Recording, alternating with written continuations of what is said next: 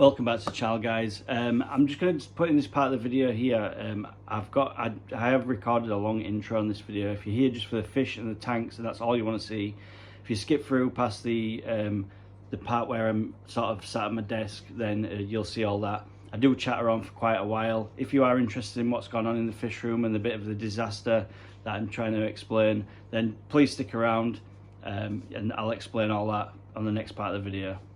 Welcome back to the channel, guys. It's Dave from Horizon Fish Keeping. Today we're going to do a little update video on the panda Corydoras fry, and also we've had a bit of a disaster in the fish room. As you can probably see, we've got a new desk just so I can do better editing and stuff on the laptop. When we went to move the fish tank we've got here, this was the one with the cherry shrimp and the Bloody Mary shrimp in. I reduced the water level by 50% so I could pick it up and carry it. In my error, when I moved the tank back onto the desk, I filled it up with dechlorinated water, and the water parameters must have shifted in some direction, and it actually killed the cherry shrimp overnight. So what I did is, from that, I learnt my lesson basically on the water parameters shifting with shrimp. It was the first time I've ever kept shrimp. We got them to breed. We had about 30 babies, and we're doing really well. So on my part, I made a big mistake by changing the water parameters, accidentally filling the tank back up. So in that regard, I do understand the reason for doing the drip acclimations and things like that with the shrimp, and it is totally my fault. And obviously, as a fish keeper, that is the worst thing you can see in your fish tanks, fish dying and things like that, because the ultimate goal of all our hobby is to keep the fish for the longest in the best health as possible. So me making that mistake has taught me a lesson, and obviously cost the lives of the shrimp, which is a big mistake in my part. Also, on the last video, you might have seen that we was doing a guppy breeding project with the blue Moscow guppies. Unfortunately, they must have got bashed around quite a lot in the box and stressed out. So when I put them into my tank, I went to bed that evening after doing the unboxing video. They'd been in the tank for sort of 12 hours or so. When I woke up in the morning, I found the fish dead again in the tank. I tested the water that day after removing the fish, and the water parameters were absolutely fine. They were stable. And I've also put in a pair of my fancy guppies, the ones that I've got in my big planet tank, that I'll show you in a bit in the rest of the tour. And they've been in there for about a week now, and they're doing really well. They're healthy, there's no problems whatsoever. So I think it must have been a bad strain, or maybe they come from the breeder bad, or they got knocked around in the post. They're just unexplained death, really. So they are the two tragic things that have happened in my fish room. Unfortunately, there's nothing I can do about it now, so we need to move on with this. We're a bit gutted. Obviously, the fish cost me a lot of money, and they were absolutely beautiful. And I was looking forward to doing a breeding project with them guys.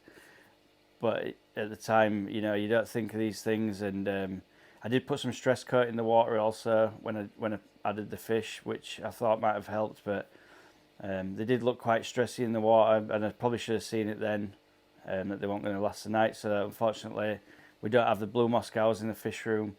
On the plus side, we went to a fish auction, me and my partner, at the weekend. We didn't really bond with the auction. It were sort of, you weren't allowed to see the fish in any sort of tanks or look in the polystyrene boxes or anything to see what kind of fish you were bidding on. So you were buying blind, and I didn't really bond with that type of idea. I just thought I'd like to see how healthy they are and things like that before I bought the fish. I didn't want to sort of introduce fish into my fish room if they were sick or all like that. So we actually left there, got in the car, and I said to my partner, "Do you fancy going to like the local fish store there in the town where we were?" It was about an hour and a half's drive to the town, to the auction. So she said, "Yeah, let's do that." So I sort of Googled around a few places, and we actually found a local fish store about 20 minutes drive from the auction, so about 2 hours drive from home. So we went there, really nice fish shop. The guy that owned it was brilliant. I actually managed to get his phone number. He were interested in buying some fish from me. So another plus side, because it makes more business for me as well. I can sell fish to them guys now. So that were the plus side of the trip. Also, when I was there, I got talking to the guy, and he was telling me loads of stories. He was a real old school fish keeper. He'd been in the hobby for over 40 years. He bred most fish, and also had his own shop. So I listened to his stories, and we were sort of telltale stories on how we got fish to breed and all that type of stuff. And I noticed that they had some electric blue Jack Dempseys in a tank on the side of the till, and I just thought that one of them guys will look absolutely awesome in my big aquarium. So I ended up buying one. I've put him in the 200 litre tank. I'll show you in a second. You know, the electric blue Jack Dempsey, sorry. And I thought that guy will look awesome with the Oscars. So I'm going to grow him up in the 200 litre, and then he's going to go in with the Oscars and the Ghost Knife. Like I said on previous videos, if you subscribed, we're probably going to get rid of the Malawi cichlids and obviously the sharks going, so it'll just be the Oscars and the Ghost Knife and a couple of catfish in there. So what we'll do is probably have a sort around with them Malawis, maybe sell them to the local fish shop, and they can put them onto a new home. Someone that's going to dedicate the tank to a Malawi cichlid tank would probably be a better option for them guys. And I'm going to sort of go on to maybe a South American cichlid tank from a display tank there. I think that's the vibe I want to go down, the road I want to go down. So yeah, anyway, we'll get back to the video, guys. So here we are next to our planted tank. This is the 150 litre planted aquarium. Obviously it's scaped up pretty heavy, this one. And we've got the one German blue ram just down here. He's absolutely stunning. I'm still looking for a female to breed with this guy. But it's doing pretty well. And also we've got the fancy guppies with the blacktail females. They've actually, one of the females is spawned now, so just look in this little container. You can see we've got some fry, and they're starting to colour up. Some of the older ones, I caught them in 2 batches actually. You can just see there they've got the blacktail. I think the smaller ones, so these guys will be males more than likely, and they're going to take a little bit longer to colour up. But I've just separated them out so I can keep them as their own breed, because I don't actually know how these guys are going to turn out. So we'll just see how they get on. The Lima Perugia, whatever you want to call them. The bubbling there, by the way, is not ammonia. It's because I've dosed fertilizer and put some root tabs in. It's just started foaming up a little bit. So we've got the Lima Perugia just there as the male. Centre of the camera chasing the females. Quite hard to catch on camera, but they're spawning quite a bit in here. And if you take a look down on the substrate, you can just see there's a little dude just there, ready for his close-up. So he's just scouting around. And also there's some other tiny babies in here as well. There's a bit of a bigger one there. So that's one of the spawns from the lemias. There's another one just up there, hiding up in the water lettuce. There's some really small ones in here as well. I can't actually see any at the moment. I like to hide in the plants at the back.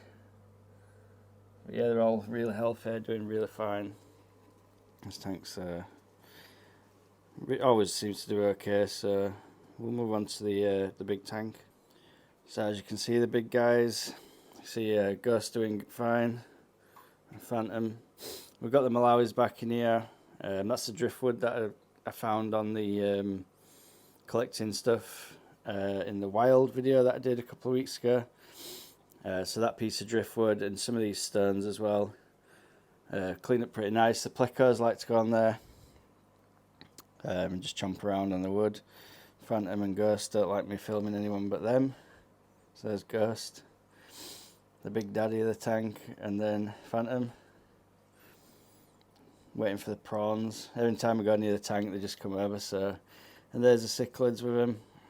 Like I say, they all play nice together. The cichlids fight amongst each other quite a bit, but I wouldn't say fight, more chase. These guys are all doing awesome. And the Ghost Knife, he hides down here in this little cave. I'm not sure I'll be able to get him on camera, but we'll see. I may have to just get my torch and we'll try to see him. So I'll get down here, try and get some light in this little cave over there.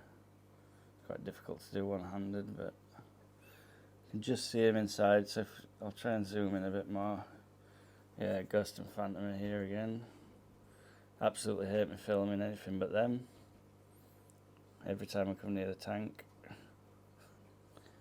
So yeah, now Ghost and Phantom have moved out of the way. You can just see the back of the ghost knife. He likes to hide in that little cave there. So yeah, he's doing alright. Just see if you can see the front of him. Maybe not. There's the OB. Didn't like the torch. So yeah, there's the ghost knife's in there. He likes to hide anyway.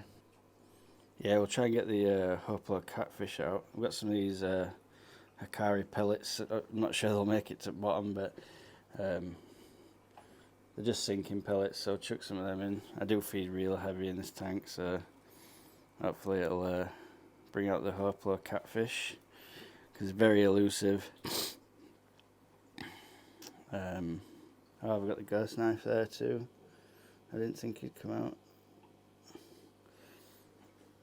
I don't know if he's gonna come out because the lights are on. I don't really like the lights. There we go. The Hoplo catfish.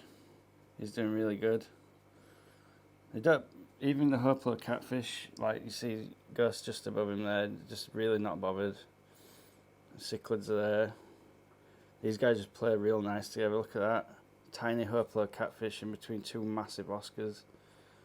He's absolutely fine. You know, look at the size of Ghost there. Like, Ghost is huge. I'm not zooming in or anything there. It's just the size of him. You can see next to the Hoplo. Now they'll just make a big mess and dig all the gravel up and just swim together. They're not doing anything. Absolutely fine. So yeah, this is the tank. Sorry about the finger in the camera there. You can just see the back of the ghost knife in his little cave there. It looks like he's got a pleco intruding. But yeah, we'll move on. So this is the my partner's Betta tank, the one we were trying to cycle forever. So we just got the Betta here. She's actually bought a new one as well, so I'll show that one in the other tank in a few minutes. And this one's doing really good now. You can see some melt back on the Amazon swords there. They came with the round leaves and now they're starting to come out as the actual sword leaves. So they had some melt back, but yeah, it's looking good. I don't do anything with this tank, so it's all down to my partner. I mainly got it cycled, but she does all the maintenance on it now. So yeah, the Betta's doing really nice. Good colours. And this is a Nemo Koi, I think. Placat. So yeah, it's a fluval spectrum tank. It's doing really good. So we'll move on. And it's probably going to be a bit noisy in here. You'll hear all the buzzing and stuff from the air pumps. This one's a little bit dark, but we've just got two guppies in there. I'm starting off a new breeding colony of these guys, so I've just put two male and a female in there. And they're going to start them off, so they're having a good time in there, whatever. There's Polly the Molly in here as well, but she hides behind the rock all the time. She's not interested about coming out. This is the new Betta fish that she purchased over the weekend as well when we went to the local fish shop where I got the electric blue Jack Dempsey. So this is the new Betta fish in the fish room. So he's awesome. He's actually called Violet because he goes violet under the lights. But yeah, he's doing real nice. See him there, he's got the purple going on. So yeah, really good. Moving next door, we've got the panda eggs. I've actually moved them into this container because they're going a bit dark now and I want to use that one to grow up the fry. So I've just put Indian almond leaf in there, some Java moss. Hopefully that might make some kind of infusoria type of deal going on. And obviously there's live bacteria on both of them because they've been in tanks. We've just got a little light. if we move back to this one, my panda Corydoras have been spawning like crazy, and just under that air stone there's about probably 60 eggs maybe. I'll try and get them moving. I'll just get a pipette, and I'll just try and get these moving around to the front so you can see a little bit better. There doesn't look so many there. It looks like they're all in a clump, but there is a few eggs in here. There's about 60 in total, I think. You can see them all around back of there as well. There's absolutely loads of them. Try and get them in a bundle. Yeah, so these guys have been breeding. There's about 3 spawns in there. And you can see the darker ones just at the bottom there. They're ready to hatch probably either today or tomorrow. So I've just set up the little container. These are all panda Corydoras eggs, so we should have a pretty decent batch off these. I'm just waiting for these guys to spawn out actually now. And once they spawn out, I'm going to do the second part of the easy spawn Corydoras video, where we were setting up this little hatchery with some methylene blue in, and I've done it this way around. It's just got, because it's a cylinder and it's quite small, when I put the air stone it creates a real big circulation, so it just seems to hatch them a lot easier. So I've just popped them in there. Like I said, there's about 60 eggs at least in there, and I'll do part 2 of them when they're hatched out, how to rear them up in this, and then we'll get on to you know, bringing them guys up and putting them in a tank. So if you guys want to subscribe and see the progress of these guys and all the rest of the fish room, that would be absolutely awesome, and I'll catch you on the next one. Peace out.